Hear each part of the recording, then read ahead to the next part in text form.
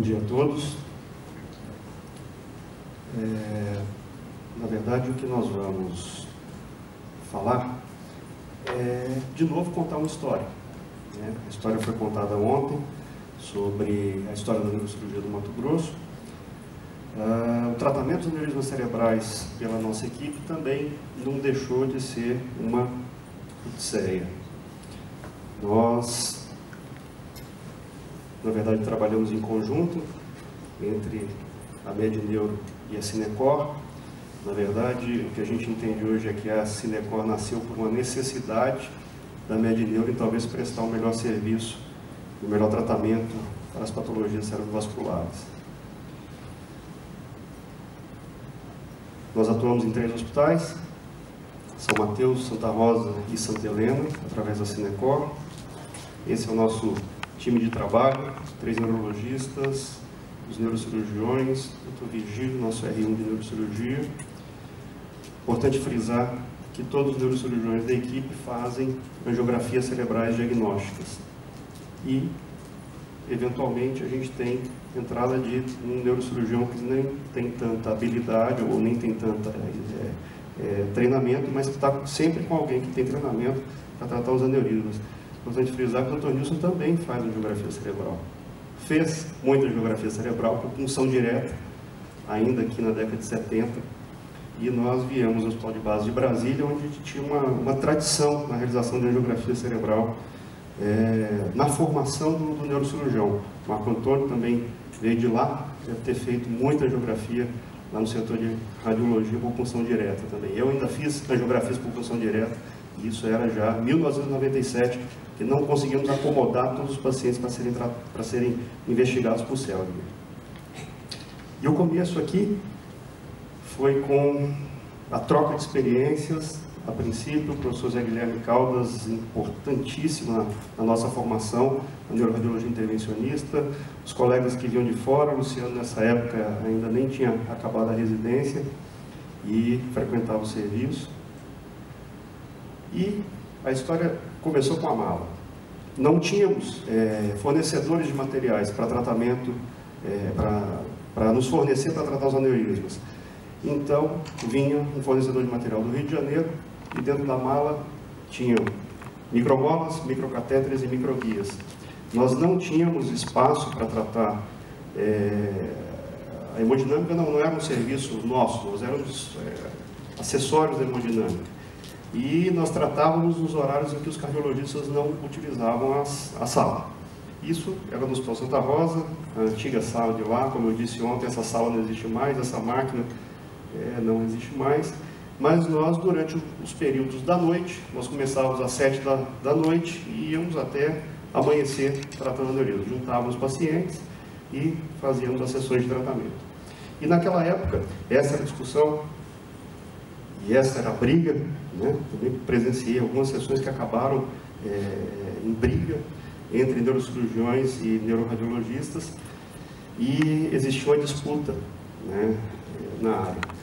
Em 2002 nós embolizamos nosso primeiro caso aqui, em outubro, e hoje o entendimento que tem sobre essa disputa é que ela não é válida no final das contas, porque o mais importante é o melhor resultado dos nossos pacientes. Então, hoje em dia, se fala em equipe híbrida, neurocirurgiões e neuroradiologistas trabalhando juntos, ou neurocirurgiões com treinamento endovascular, cuidando dos pacientes.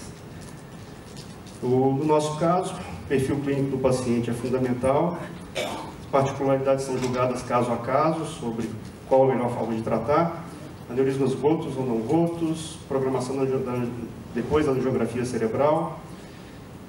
E, importante frisar, como o falou, a mínima invasão é completamente diferente de ausência de riscos. Tem pacientes que chegam nos nossos consultórios falando: doutor, eu vim aqui para o senhor embolizar meu aneurisma cerebral. Quer dizer, isso já não é bom, né? E já perdemos pacientes por causa disso. Vieram para embolizar e nós não vimos indicação e não o fizemos. Os cuidados pós-tratamento são fundamentais e o segmento dos pacientes é fundamental também, porque não adianta embolizar o aneurisma e soltar o paciente e não saber o que está acontecendo. A gente entende hoje que o aneurisma cerebral é uma doença eventualmente evolutiva. Vocês vão ver aqui alguns casos. Então, em 2004, microcatéteres, microguias e micromolas. Aneurisma do segmento comunicante posterior, embolizado, com bom colo e tudo bem. Mas qual era o comportamento dessas lesões pós-embolização? Nós não entendíamos direito, ao certo. E esse caso, por exemplo, de 2005, o aneurisma da artéria cerebral média, ainda feito lá no começo, como que isso ia se comportar se a gente preenchesse esse aneurisma com micromolas? Nós não entendíamos direito, nós tínhamos uma restrição em termos tecnológicos, de materiais, e esse aqui foi o caso tratado, e esse já é um controle de 2011, essa lesão se manteve estável, apesar da paciente ser hipertensa, extremamente de difícil controle, e se manteve muito bem, apenas com micromolas. E qual que é a importância prática para um serviço de neurocirurgia de se ter a neuroradiologia intervencionista?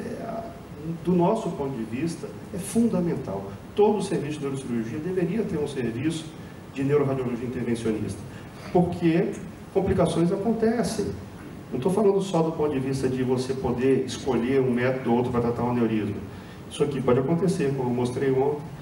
Eu e o Dr. Nilson operando um macroadenoma de hipófise, lesão inadvertida da artéria carótida, já tínhamos operado muitos, mas lesamos a carótida e o paciente evoluiu com pseudoaneurisma, que foi identificado rapidamente. O paciente desceu do centro cirúrgico para hemodinâmica, angiografia cerebral, que a gente já imaginava que pudesse ter acontecido, e aconteceu, e esse aneurisma foi prontamente embolizado, e o paciente tratado de ambas as coisas, tratado do pseudoaneurisma que nós provocamos, e no controle de ressonância magnética após um ano, o adenoma hipofisário também desapareceu, não foi operado. As dissecções, elas também acontecem. Então, a gente pode ter dissecções arteriais, com pseudoaneurismas, paciente com a síndrome álgica importante, faces de sofrimento, jovem, e tratamos na época só com micromolas por oclusão arterial. Os aneurismas lobulados, e aí nós fomos aperfeiçoando a técnica, e depois do treinamento no Hospital das Clínicas de São Paulo, primeiro eu, depois Luciano, e começamos a aprimorar a técnica. Na verdade, isso aqui é um pseudoaneurisma, aqui é um aneurisma real, aneurisma tratado em duas, na mesma sessão, obviamente, mas tratando primeiro o pseudoaneurisma e depois o corpo real da lesão. Outro, aneurisma bilobulado, em 2007, tratamento rápido, eficiente, as sessões são relativamente rápidas para tratar esse tipo de aneurisma, com bom resultado. O impacto da reconstrução tridimensional foi fundamental na nossa prática. E a partir do momento em que a Cinecor começou a fazer isso, nós começamos a identificar e a ver a doença com outros olhos, na verdade com múltiplos olhos. E, sem sombra de dúvida, nós tratávamos uma série de coisas sem entender direito o que estava acontecendo no passado. Com a reconstrução tridimensional a gente pode entender. Aneurisma da artéria cerebral média, o que vocês acham? Angiografia digital apenas? É possível embolizar?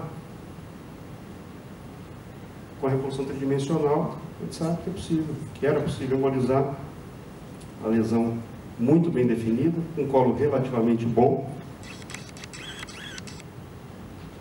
A gente consegue ver em qualquer ângulo, a gente consegue isolar o aneurisma propriamente, medir, girar, medir quantas vezes gostaríamos, abrir o aneurisma, enxergar a lesão por dentro e tratar. Embolizar. Então, a angiografia tridimensional, ela realmente passou a ser uma ferramenta muito importante na prática. Falando de remodelamento. Angiografia tridimensional, aneurisma no topo basilar e uma lesão bem definida pela angiografia, técnica de tratamento, entrando utilizando ambas as vertebrais, microcatéter já dentro do aneurisma, microguia com catéter balão subindo e feita a técnica de remodeling. micromola posicionada, aneurisma insuflado para conter as micromolas dentro do saco aneurismático. E assim, a lesão foi sendo embolizada. Esse é o final. Essa paciente já tem 2 ou 3 controles, vem sendo seguida também, lesão estável, sem utilizar stent intracraniano. E os stents vieram também como uma ferramenta importante. Na verdade, aneurismas de colo largo deixaram de ser, de certa forma, um problema. E as técnicas de utilização do stent só evoluíram, os stents evoluíram, os materiais melhoraram. E aqui uma técnica que a gente utilizava previamente, no início, a gente passava através da malha do stent, colocava o stent, passava através da malha do stent e embolizava o aneurisma. Hoje em dia a gente utiliza já variações bem mais interessantes dessa técnica. Um exemplo aqui, uma paciente de 48 anos, e um exemplo de, parecia ser um aneurisma tranquilo, sem embolizar, já tinha sido clipado aneurismas do outro lado, mas durante a embolização nós percebemos que as micromolas tendiam a ir para dentro da carótida. Nesse caso em especial, nós utilizamos um stent coronariano. Na época, o paciente era aneurisma não roto, o paciente já estava antiagregada, clopidogrel IAS e posicionado o stent e o aneurisma embolizado. Outra paciente, jovem, 24 anos, com essa lesão, um aneurisma grande do segmento cavernoso, na verdade uma deformidade importante da artéria. Aqui tem aneurisma, mas aqui também tem deformidade. E essa paciente foi tratada, construção tridimensional, balão de remodelamento posicionado na região do colo do aneurisma, micromolas sendo posicionadas, balão de remodelamento sendo utilizado para conter as micromolas e resultado final, também utilizando-se na época um stent coronariano. Essa paciente tem controle desse ano, era de Rondônia, está ótimo, e a lesão não evoluiu. A vigilância é importante. A vigilância é muito importante, como o Rodrigo falou, antigamente era rotina, né? O cirurgião colocava o clipe, virava as costas e ia embora, o aneurisma estava tratado. E nem sempre isso acontece. O paciente com 48 anos, teve hemorragia subaracnoide e em julho de 2003 nós realizamos a clipagem do aneurisma. Mas em 2008, numa angiografia de controle, nós percebemos que existia isso aqui. Aneurisminha pequeno, na mesma região do posicionamento do clipe, e reconstrução tridimensional, medido o aneurisma e feito o tratamento por via endovascular, embolizando a lesão. Paciente de 52 anos, hemorragia subaracnoide em outubro de 2006, foi embolizada, déficit do terceiro nervo craniano em outubro de 2009. E ela foi, então, reabordada. Então, essa era a primeira lesão, a lesão original. Neurismo aparentemente tranquilo, se tratado por via endovascular, colo estreito. Tratamos, resultado bastante satisfatório, isso aqui ainda era naquele outro aparelho, aquela outra máquina de hemodinâmica. E, anos depois, recanalização da lesão. Aneurisma recanalizado, por isso é importante vigiar. Nós retratamos a paciente, balão de remodelamento posicionado, balão insuflado e aneurisma novamente embolizado, e dessa vez nós terminamos com stent intracraniano Enterprise. A evolução dos catéteres guia foi bastante importante. Como o acesso às lesões, ele é fundamental. Ora, se eu não tenho acesso por via endovascular, como vamos tratar por via endovascular? Isso aqui era um problema. Era um problema porque a gente não conseguia passar os catéteres guias por aqui. Como passar? E novos catéteres apareceram, catéteres muito mais macios, maleáveis, e que a gente consegue fazer esse looping sem nenhum problema e colocar a ponta do catéter guia já lá em cima e tratar. Outro aneurisma cerebral média, embolizado mas seria muito difícil sem ter um catéter guia mais distal. Então, as dificuldades de acesso também podem ocorrer de outras formas.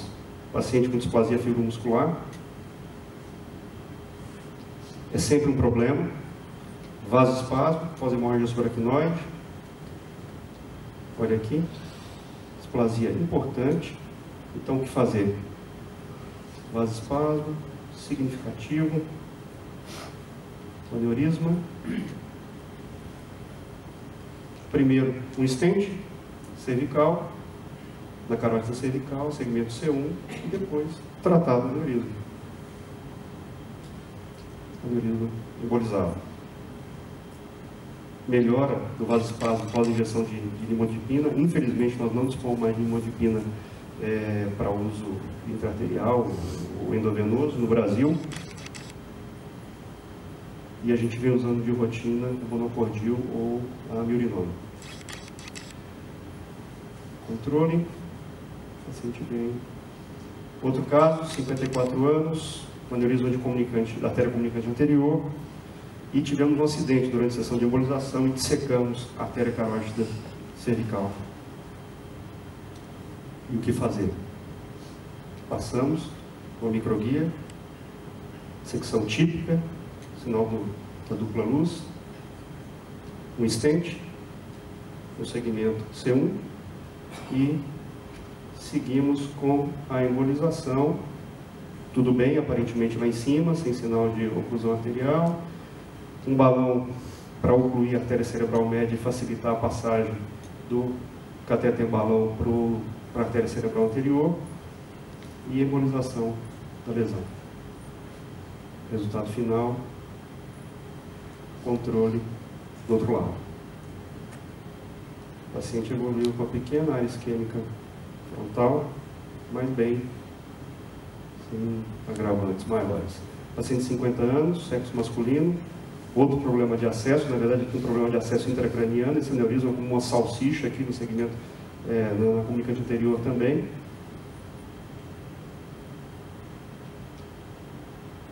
Espasmo do segmento A1, dificuldade de acesso, porque quando colocamos o microcatéter dentro do aneurisma, com o roadmap, fizemos a angiografia de controle e tinha desaparecido a lesão. Desapareceu por conta da presença do microcatéter. Nós seguimos, mesmo assim, embolizando, fomos tratando a lesão, colocando micromolas até a resolução. Controle final. Variações da anatomia, um caso interessante, paciente com lúpus na artéria cerebral média e o aneurisma.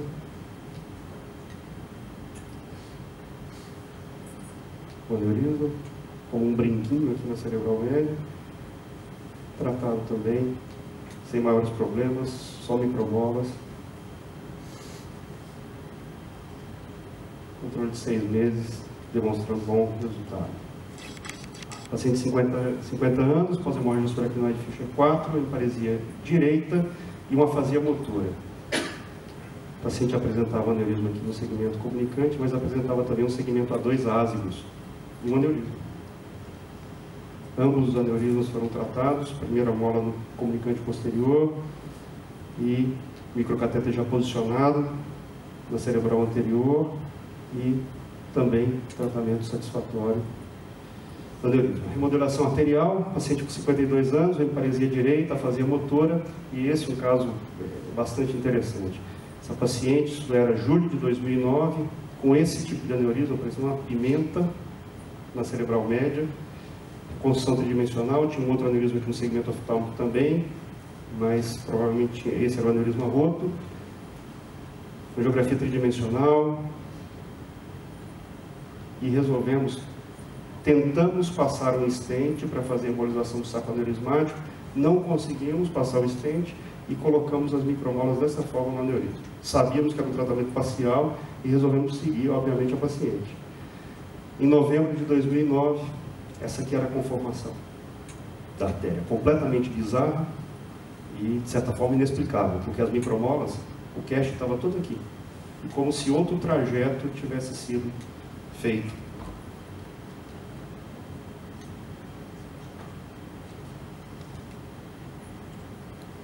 acompanhamos a paciente em março, com uma ferradura ao redor das micromolas que havíamos colocado.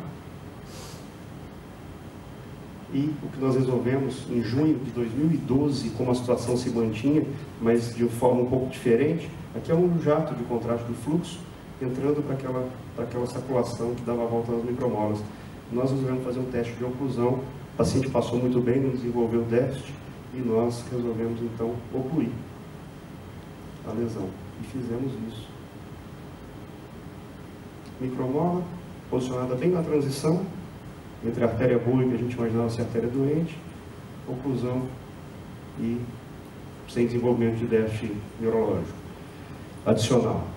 Vasoespasmo, início da sessão de embolização, paciente com vasoespasmo exuberante, aneurisma do segmento comunicante, roto, embolizamos o aneurisma, vasoespasmo ainda persistindo na cerebral média, balão não complacente, pequeno no segmento M1 e o resultado final, aneurisma tratado e o vasoespasmo.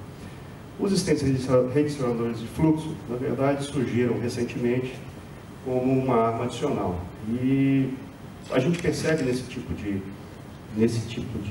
especialidade que a gente está fazendo, e trabalhando os aneurismas, que muitas novidades aparecem, muitas novidades ficam e outras vão embora. Recentemente vimos isso acontecendo, né, Luciano?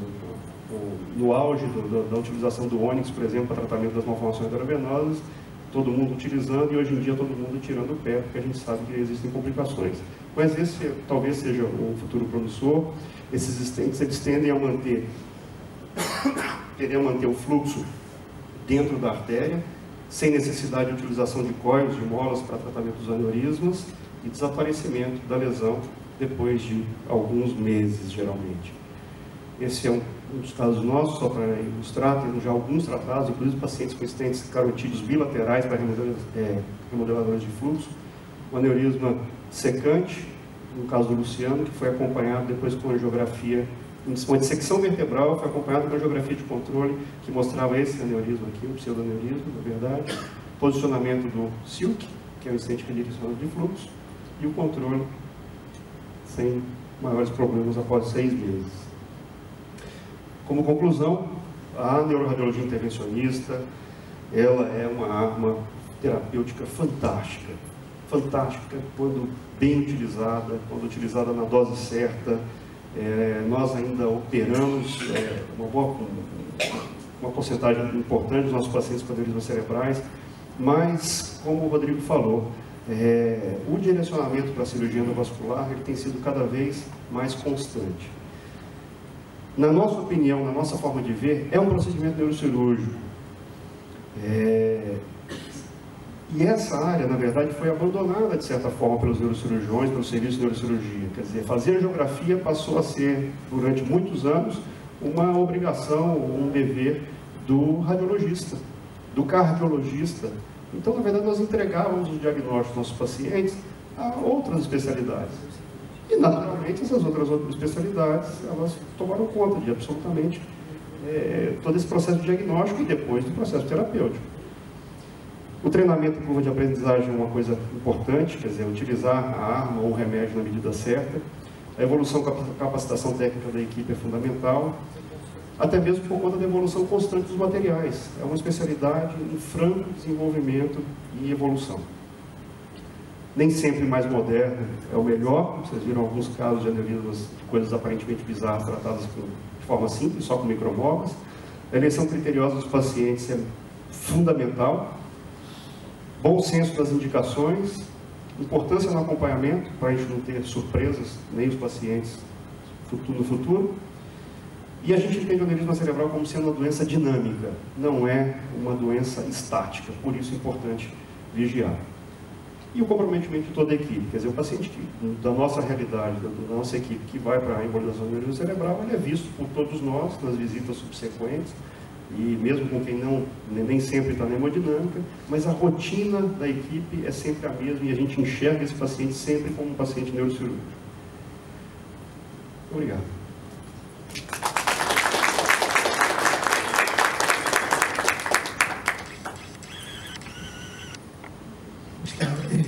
Está aberta a discussão. Perguntas aos doutores. Com base espaço, onde colocar o papaverina no terreno fisiológico intraarterial. E nós abandonamos essa rotina, e uma boa parte das pessoas que fazem radiologia intervencionista no Brasil também, por causa do aumento da pressão intracraniana que ela pode provocar. Exato. E outra coisa, na verdade, tem que se ver como um todo, né? Quer dizer, só encher a artéria do paciente de vasodilatador e ter um resultado angiográfico, como você bem demonstrou, os trabalhos, quer dizer, a angiografia fica linda, né? Mas o paciente no pós fica horrível. Então tem que se usar o critério na medida certa, né? Às vezes é melhor, dependendo da fase do espasmo, você até ser mais conservador, se o paciente está indo bem clinicamente, deixar do que encher de vasodilatador.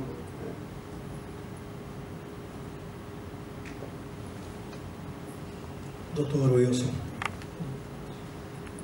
essa vigilância, você tem uma rotina, um tempo em tempo, angiográfica, como que é feita essa vigilância?